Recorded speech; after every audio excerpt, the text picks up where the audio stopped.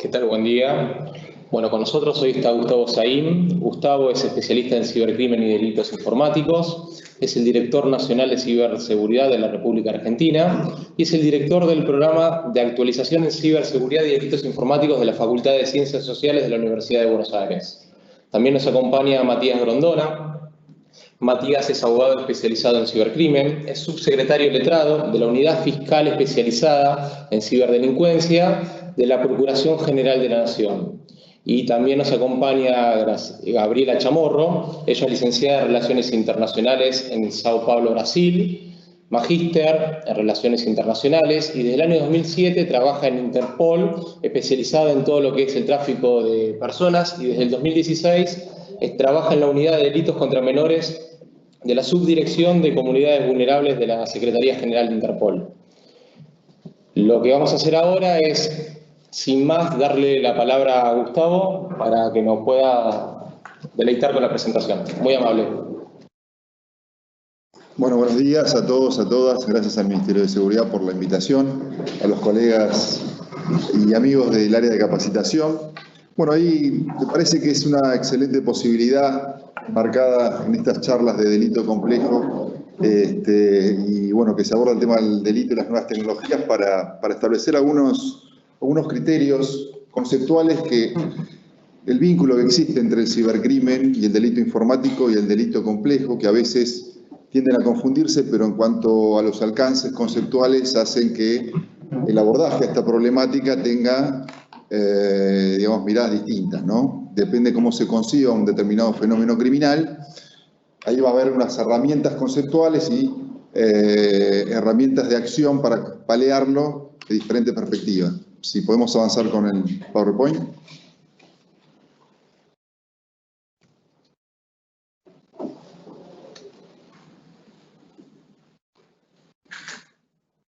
Bueno, primero me gustaría aclarar algunos términos fundamentales. Primero, ¿qué se entiende por cibercrimen, ¿no? Que refiere a un conjunto de delitos donde los dispositivos informáticos ocupan un rol condicionante en la comisión de un hecho ilícito. Básicamente, todo el área, en términos criminológicos de cibercrimen, son lo que alude al conjunto de lo que son los delitos informáticos, ¿no?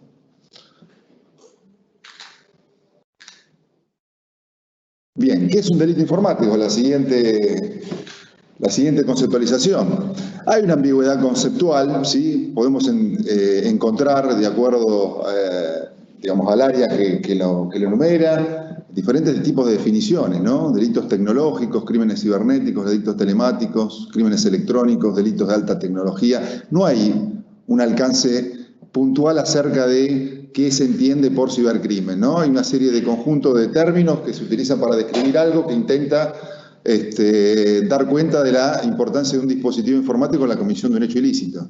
¿Sí, la próxima? Básicamente, un delito informático, vamos otra vez para atrás. Ahí está. Se define como tal a partir del lugar que ocupa la tecnología en la comisión de delito ilícito, es decir, un dispositivo informático. Ahora van a ver por qué yo destaco esto. Más que la naturaleza criminal del acto mismo. Acá no importa, digamos, el delito en sí, sino el lugar que ocupa la tecnología en la comisión del mismo. Ejemplo, la definición más generalizada es cuando, vamos a la próxima diapositiva, digamos que son conductas indebidas e ilícitas que utilizan un dispositivo informático como medio para la comisión de un delito o como fin del mismo. ¿Qué significa esto? Como medio, por ejemplo, un delito convencional como una amenaza. Yo puedo amenazar a alguien cara a cara, verbalmente, puedo hacerlo a través de una carta postal, puedo hacerlo vía telefónica. Ahora, cuando yo como medio para realizar esa amenaza utilizo una computadora, un celular inteligente, una tablet, pasa a ser un delito informático, para lo cual acá claramente no es la naturaleza del hecho ilícito en sí la que define al delito informático, sino el lugar que ocupa la tecnología en la comisión del mismo. Y como fin, por ejemplo, para dar un ejemplo muy básico, es cuando un malware o un virus afecta a un dispositivo. O sea, el blanco del hecho ilícito es el dispositivo mismo, para afectar la información, los datos o el funcionamiento del mismo. ¿La próxima? Bueno, ¿qué quiero decir con esto, ¿no? A partir de esta definición? Que en realidad el cibercrimen no representa un tipo de criminalidad específica como muchos creen o consideran, ¿sí? Sino que es una definición puramente instrumental, la de delito informático. Durante la década de los 80 había una definición en criminología que decían había unos delitos que eran delitos telefónicos. Que era un tipo de delito particular en sí, sino que eran generalmente un grupo de estafa, un conjunto de estafas por el cual una persona se hacía pasar a partir de la suplantación de identidad por un empleado de la empresa de telefonía y trataba de obtener datos de la potencial víctima, o sea, la persona a la cual llamaba, para datos de tarjeta de crédito o algún dato particular de tipo personal para utilizarlos y cometer otro delito. Eso se llama robo de identidad, también existe en Internet, pero digo, todo ese conjunto de delitos que se daban a entender y se cometían a través de los teléfonos se consideraban delitos telefónicos. Bueno, los delitos informáticos es exactamente igual. Es una definición de tipo instrumental, no representa una criminalidad particular y específica con ciertas características. Y después podemos hacer una especie de clasificación rápida, ¿sí?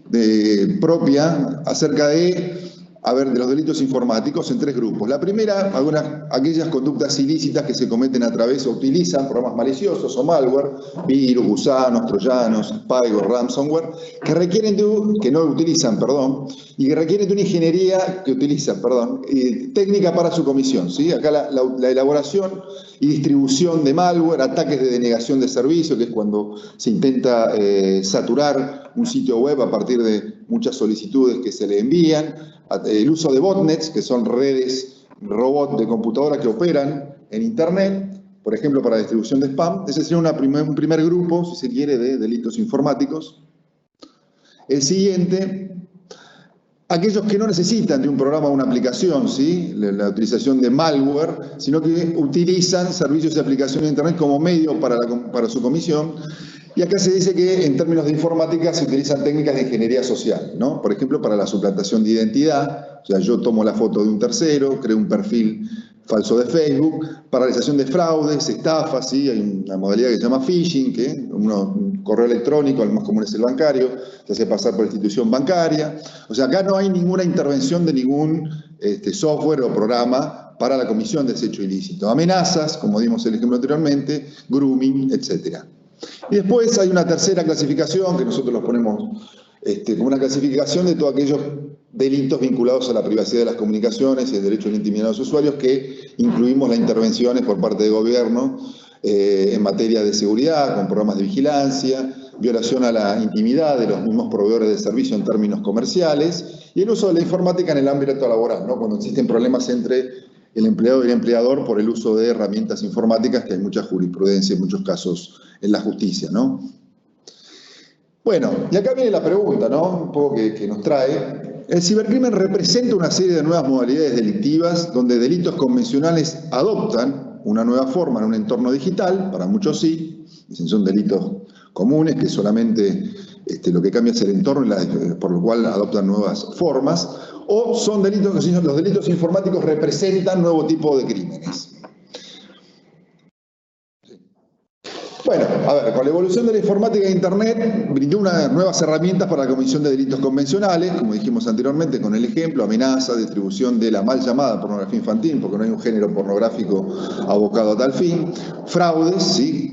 Los viejos o llamados cuentos del tío, el grooming también existía, que bueno, en el mundo físico el grooming es el acoso sexual infantil a través del uso de servicios y aplicaciones de Internet. Bueno, esto antes de la llegada de Internet existía, había grupos de pedófilos que tenían manuales, obviamente impresos, que se circulaban en forma clandestina para cómo abordar a los menores de edad en espacios públicos como plazas o cualquier otro lugar en la calle. Y bueno, esto sí, claramente hay unas nuevas modalidades ilícitas a partir del entorno en el cual se cometen, que es Internet. Pero también da lugar a nuevos delitos en función de la digitalización de las bases de datos y las comunicaciones a partir de un medio global de comunicación como es Internet, que antes no existía. Si no existiera Internet, no habría la elaboración y distribución de programas maliciosos, por ejemplo. O sea, esos son delitos nuevos, para decirlo de alguna manera, un nuevo tipo de criminalidad que se da a partir de este entorno, ¿no? Los virus, los gusanos, los troyanos, el spyware, todo esto es nuevo, un ataque de denegación de servicio que señalamos antes, que es un ataque a través de botnets, ¿sí? Estas redes de computadoras que a su vez intentan ingresar a un sitio web tratando de saturarlo para que se caiga, para decirlo en términos no muy técnicos. Y acá vamos a la pregunta puntual, y esto no es, me parece inocente porque hay muchos organismos internacionales y determinados países que consideran o igualan el cibercrimen a la criminalidad compleja y al delito organizado por naturaleza, como si así fueran, ¿no? Entonces, vamos a hacer una pregunta y vamos a tratar de desanar esta definición. ¿Qué se entiende? Primero vamos a la definición de grupo delictivo organizado, crimen organizado, que no es lo mismo que criminalidad compleja. Están relacionados los dos términos, pero son conceptualmente distintos. Según el Protocolo de Palermo, bueno, la Convención de Naciones Unidas sobre Delincuencia Organizada Transnacional del año 2000, un grupo delictivo organizado es un grupo estructurado de 3 o más personas que existe durante cierto tiempo, periodo de tiempo, y actúa concertadamente con el propósito de cometer uno o más delitos graves o delitos tipificados con arreglo a la presente convención, con miras a obtener directamente un beneficio de tipo económico o un beneficio de orden material. Si se parte de esta definición, que básicamente hay muchísimas definiciones de crimen organizado, pero básicamente hay un consenso acerca de que, por lo menos la que está establecida por Naciones Unidas, no todos los hechos ilícitos que se cometen en Internet son cometidos por más de una persona, ni tienen finalidad económica, ni pueden ser calificados como graves. A partir de las posibilidades de la construcción de identidades ficticias que brinda Internet, o sea, que le brinda cierto anonimato a la persona que va a cometer un delito informático, muchos de estos delitos son comunes, ¿no? Individuales y sin fines de lucro, para lo cual diría que la mayoría, estadísticamente, no pueden ser considerados como parte del crimen organizado. Si bien históricamente el crimen organizado hizo uso de tecnologías de punta, ¿sí?, en el desarrollo de sus operaciones, como se ven en las películas, habitualmente esto tiene una cuota de realidad, ¿no? Teléfonos satelitales, agendas electrónicas, computadoras, celulares encriptados. Como decíamos anteriormente, el delito informático per se no puede ser calificado como delito organizado. Hay que derribar esta cuestión que todavía se tiende a igualar, ¿no? ¿Por qué? Porque si uno lo considera por definición al delito informático o al cibercrimen como parte del crimen organizado, se le iguala a cuestiones vinculadas con el narcotráfico, el lavado del dinero, el terrorismo, y el abordaje, la forma de abordaje a ese tipo de criminalidad va a ser distinto si se considera que solamente la definición de delito informático es instrumental y la mayoría de los delitos que incluye son comunes. La aparición de una red global como Internet brinda un medio eficaz para la comunicación de estos grupos, ¿sí? Esto no quiere decir que no exista crimen organizado en Internet o se cometan delitos informáticos en vinculación y no haya criminalidad organizada. ¿Qué pasa? Internet es una red flexible y descentralizada que favorece comunicaciones anónimas. Partiendo de esa base se adapta perfectamente a cómo se organizan estos grupos, ¿sí? Donde hay un núcleo compacto que coordina estas actividades y una periferia que actúa en forma descentralizada en redes. Y ahora vamos a la segunda definición, que es la de delito complejo. Son delitos que reciben esta clasificación a partir de una diversidad organizacional de las actividades ilícitas y la sofisticación y complejidad para realizarlas. Puede estar relacionado con el crimen organizado o no, ¿sí? El crimen organizado puede ser complejo, no ser complejo en sí mismo. Entonces, volvamos a la misma pregunta anterior. ¿El delito informático puede ser considerado como criminalidad compleja por naturaleza? Hasta las 80, ¿sí?, donde empieza a surgir la computadora personal, ¿sí?, la informática sale de los ámbitos organizacionales, académicos, gubernamentales y demás, empresariales, empiezan a surgir los entornos gráficos, el uso de mouse. Para manejar una computadora, no había otros dispositivos informáticos más que computadoras, una persona tenía que tener conocimientos específicos para su manejo. Eran comandos complejos, tenían que conocer lenguajes de programación, digamos, no existía Windows, no existían el mouse, no existían las computadoras personales. O sea, necesitaba cierta pericia para el manejo de una computadora. La próxima.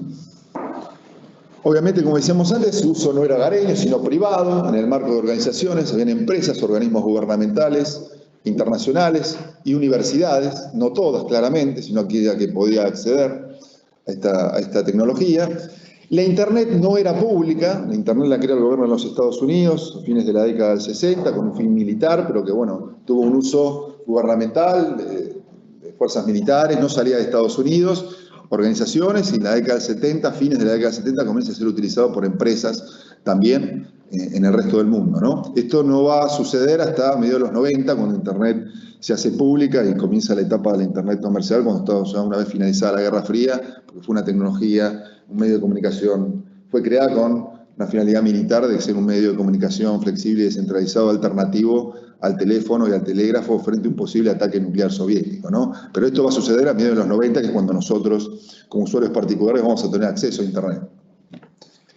Desde esta perspectiva, la informática, cuando no era masiva y si se suscribía un uso profesional y laboral en términos políticos, militares, académicos y de lucro, se puede presuponer que, habían delitos informáticos en los 70, podía presuponer algún tipo de complejidad, ¿sí? La comisión de delitos informáticos por aquel entonces, ¿sí?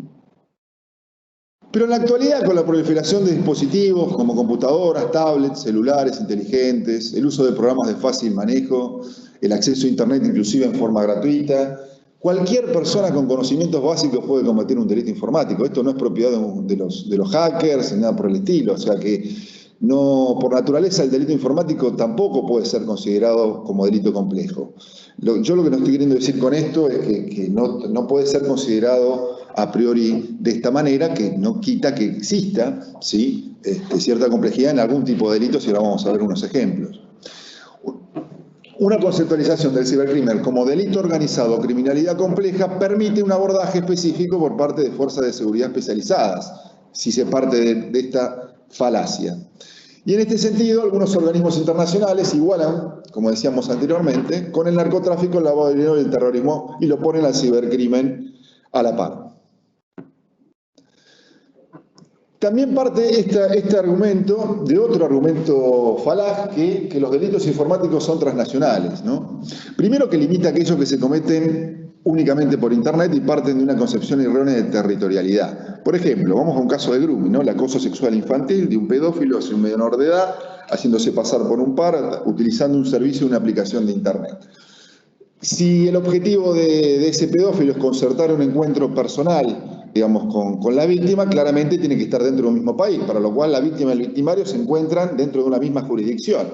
Pero ¿qué pasa? A la hora de abordarlo judicialmente, en caso que haya una denuncia penal, el problema que se va a encontrar una fiscalía determinada o un juzgado es el problema de la jurisdicción y la territorialidad, porque si a la hora de obtener evidencia digital a modo de prueba informática tiene que apelar a la empresa proveedora de servicios y tiene una sede legal fuera del país, o los datos que están pidiendo en términos de evidencia digital se encuentran en servidores en el extranjero, dicen que es un delito transnacional. Pero básicamente no es un delito transnacional, porque tanto la víctima como el victimario se encuentran en el mismo territorio.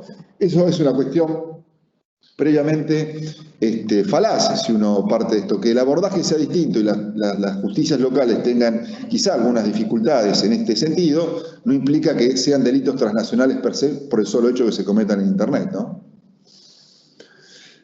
Por eso, me parece que hay una nueva definición criminológica entendida como nuevas amenazas internas, que también son entendidas como no tradicionales, transnacionales o no estatales, donde incluye también el narcotráfico, el terrorismo y el crimen organizado, y últimamente el cibercrimen, que es un poco lo que decíamos. Estas clasificaciones constituyen una zona gris, donde funciones militares y policiales parecen superponerse en tanto que son transnacionales, ¿no?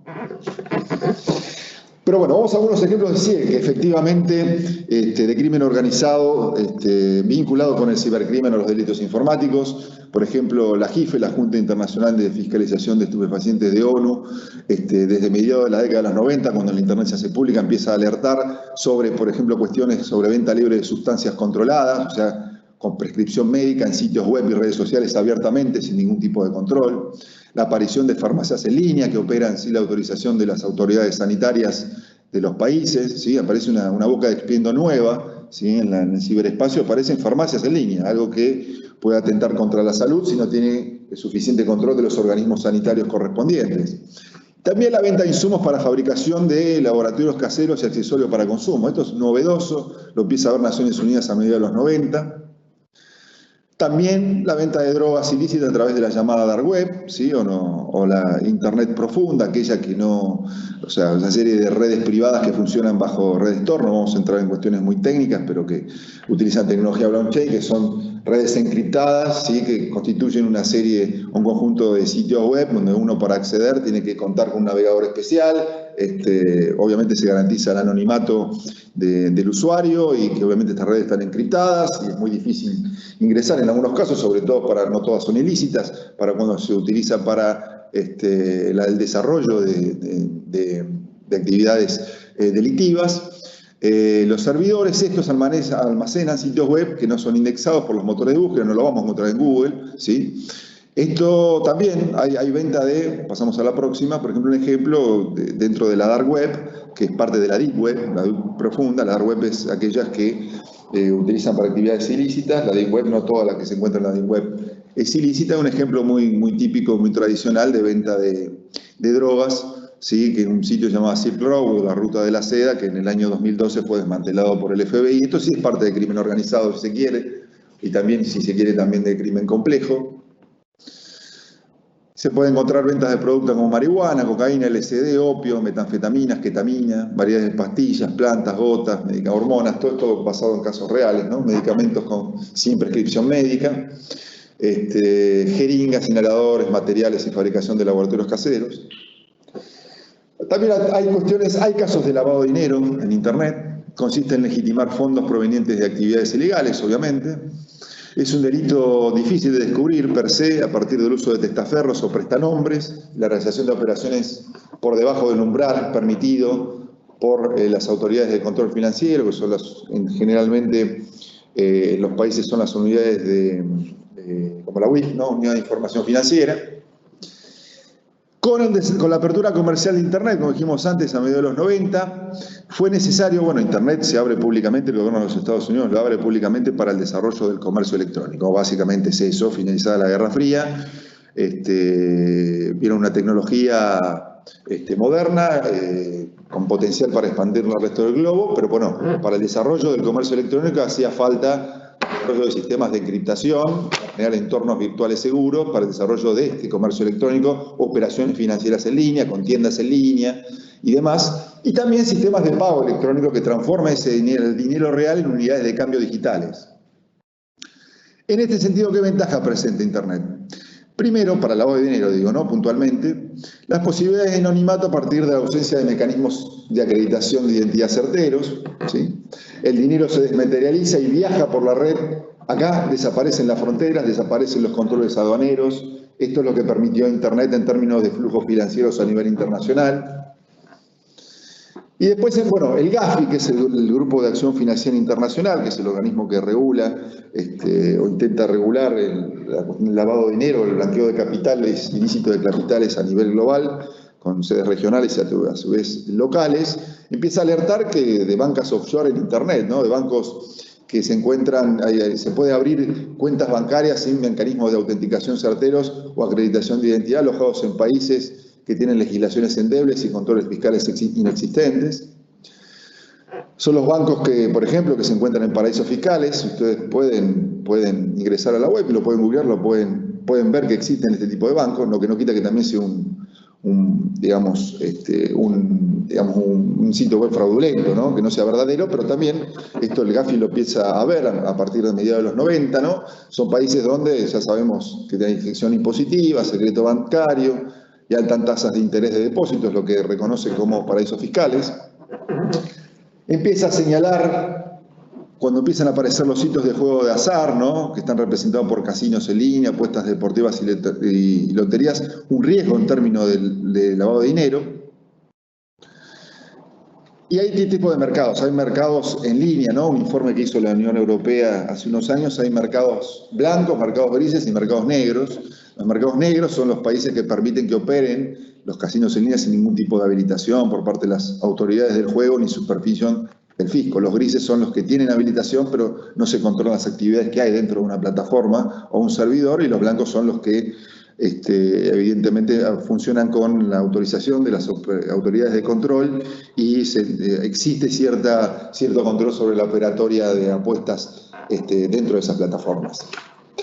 Acá decíamos, inclusive dentro de los casinos que operan legalmente, al tratarse de entornos virtuales, no se puede supervisar en forma absoluta las operaciones, en tanto no existe un espacio físico donde está la policía del juego, los croupiers, los supervisores, las apuestas del jugador, es demás. Inclusive uno puede abrir una cuenta en línea dentro de este casino, en realidad uno lo hace a través de un usuario, pero una cuenta bancaria que en realidad es una cuenta colectiva. Esto lo alerta, por ejemplo, el GAFI, que digamos, entran todos los fondos de los diferentes jugadores, por el cual no permite todo. Después otro problema, para decir algunos y no extenderme demasiado, son las criptomonedas, que son monedas digitales que funcionan bajo un sistema criptográfico, operan fuera del circuito financiero tradicional, no responden ni un gobierno ni ningún banco central, son anónimas, ya que los usuarios no deben acreditar su identidad, ¿no? Surge como un sistema seguro para la realización de compraventa de transferencias. Las transacciones se realizan de usuario a usuario en forma directa, sin intermediación de los bancos o otras instituciones financieras. Y el ejemplo más claro de estas criptomonedas, hay muchas, pero la más popular o la más conocida es el Bitcoin, ¿no? Se basa en un sistema de intercambio de archivos, P2P, entre pares, es con lo mismo con lo cual se utiliza, no hay una intermediación de un sitio web, ¿sí?, de un servidor, sino que es directo entre los usuarios. Bajo un sistema torrent, tiene una existencia puramente virtual, aunque se basa en dólares, tiene equivalente en las diferentes monedas locales. Y el GAFI dice, bueno, acá tenemos un problema, ¿no? Porque tenemos problemas en cuanto a los diferentes controles que los estados tienen que hacer en este tipo de operadores, ¿no? Que una es la debida diligencia del cliente, el Bitcoin no permite identificación ni verificación de identidad de ningún usuario. No hay registros de operaciones, ya que son digitales y anónimas, no hay límites de valor, no existen montos preestablecidos para el intercambio de Bitcoin, y el alcance geográfico del servicio, ¿no? La moneda global que no responde a ningún país específico, facilitando el movimiento de divisas. Y vamos a algunos ejemplos de delito complejo, ¿sí? Que podría ser considerado parte del cibercrimen, que es, por ejemplo, que podemos individualizar como delito complejo dentro del ámbito de los delitos informáticos o el área de cibercrimen. La elaboración de software malicioso para la comisión de actividades ilícitas, eso sí requiere una complejidad, conocimientos en programación, sistemas y un trabajo de escritura de líneas de código muy específico. No es lo mismo que tratar de crear una cuenta falsa tomando una foto de un tercero, ¿no? Obviamente. La constitución y administración de botnets, que son redes de robots donde se distribuyen spam, ¿sí? Uno tiene que, hay una computadora que controla, un ejército de computadoras que son esclavas, por lo cual uno tiene que primero instalar en forma remota un software para tratar de que esa computadora sea parte de ese ejército, después administrarla y a su vez tratar de distribuir software malicioso o producir ataques de denegación de servicio. Eso requiere una complejidad, eso es parte de un delito complejo dentro del ámbito de ciber. Y vamos a otro ejemplo, es por ejemplo la plantación de ransomware, ¿no? Que este software, una mezcla de las palabras ransom, software de rescate, que son, digamos, en redes, se instala este malware en una computadora, tiende a encriptar en las últimas modalidades los archivos y para pedir un rescate, y en algunos casos bajo la amenaza de publicar una información que esa información se hace pública, sobre todo si es insensible, ¿no? Eso también requiere de determinado tipo de complejidad. No voy a seguir porque sé que estoy muy sobre el tiempo, pero bueno, esto es un poco la idea de la exposición y bueno, gracias nuevamente.